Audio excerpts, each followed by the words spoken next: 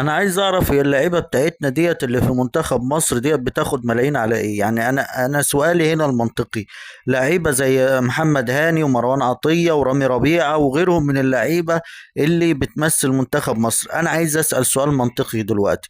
اللعيبه دي بتاخد ملايين عليه لما خمس ست مدافعين حوالين لاعب واحد من اوزبكستان. انا بكلمكش البرازيل، ولا بكلمك فينيسيوس، ولا بكلمك امبابي، ولا اي، يعني ما بكلمكش منتخب فيه أو افضل النجوم في العالم، لا بكلمك اوزباكستان اللي هو يعني تصنيفه بعيد عننا كمان، يعني اقل مننا بكتير.